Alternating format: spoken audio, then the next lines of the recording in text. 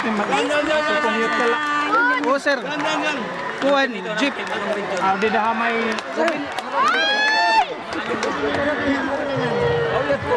Okay lang yan, okay lang yan. Wala ko niya. First, call ito, no? Okay lang, okay lang.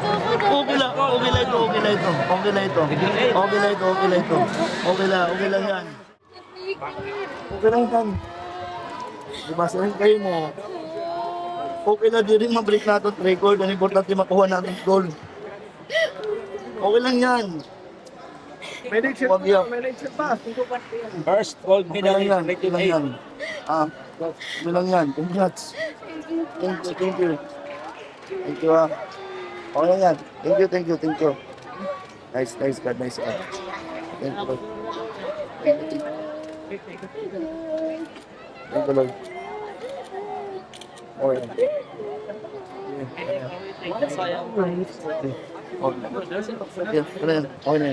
Atin niyo, coach. Atin niyo po.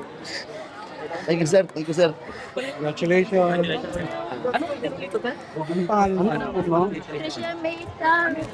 Mr. Hay. Don't crowd her. What is your name? Trisha May Estaros.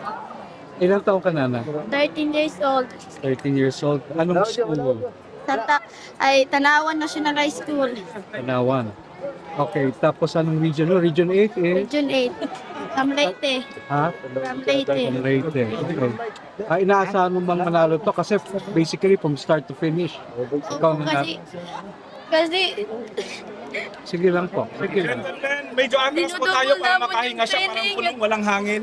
Awag niyo ko naman. Oo. Atras po. pinidyo ko po yung coach ko. Ha? Hindi yung family ako. Bakit kang naiiyak anak?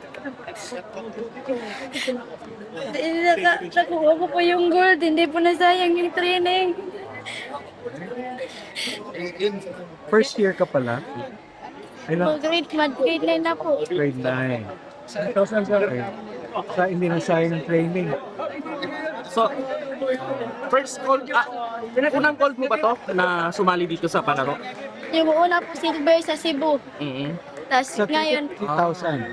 So, defending champion pala. Or, Get 3,000, second silver. kasi okay. Okay. So, ano masasabi mo ngayon sa pagkapanalo mo? papasalamat po ako kay God po dahil Atras po ng konti. narinig niya po yung mga panalangin ko at mga sacrifice ko na ginagawa sa training. Minsan po kasi kung nag-training po kasi ako, umiiyak po. Tapos yung pag-iyak ko po, ginagawa ko na pong motivation po para po makuha yung gintong medalya sa palarong pambansa at pangarap ko po mga-Olympic. Para po matulungan yung pamilya ko. Swerte ito, may birthday. Anong trabaho ng mga parents mo? Yung, yung mama ko po wala, yung papa ko po nagbibinta na po ng isda. Congrats. Fish vendor po Fish vendor sa Tanawan. sa San Miguel po at naka-enroll po ko sa Tanawan. Tapos paano ka napasok sa running yan? Yung una po, swimming po ako tapos ipinalipat po ko sa athletics. Dahil sabi po ng coach ng swimming ko baka doon ka mag-improve sa athletics po. Pina-trainer po ako. Maliit pa lang po ako noon. Mga grade 6, tapos hindi po ako nakapalaro dahil nadikyo po ako sa PSA ko. Yung elementary ko po, tapos yung pang-high school po, yun. Tapos po yung silver. Ano pangalan ng coach mo? Coach Damas Olidan po. Oligan. Olidan at si Coach Marie Olobida at pati kay Coach Vincio po nandun pa siya sa LSA po. Meron pa siya training yung mga ka-teammates ko. Opo. Pangalawa ko po magbatang Pinoy, yung una po na nakuha ko po yung 1.5 at yung record po at sa 3K po hindi ko po na 1.5 sa kinuha. sa Pasig po, yun po yung na-break ko yung record. Tapos sa Batang Pinoy po nakuha ko po rin yung record sa Palawan po. Lalo ka ni 3K. 1.5 po, wala naman po yung 3K. Meron pa po 3K. Ay, 1.5 po. 1.5 pa. Day 4 pa po.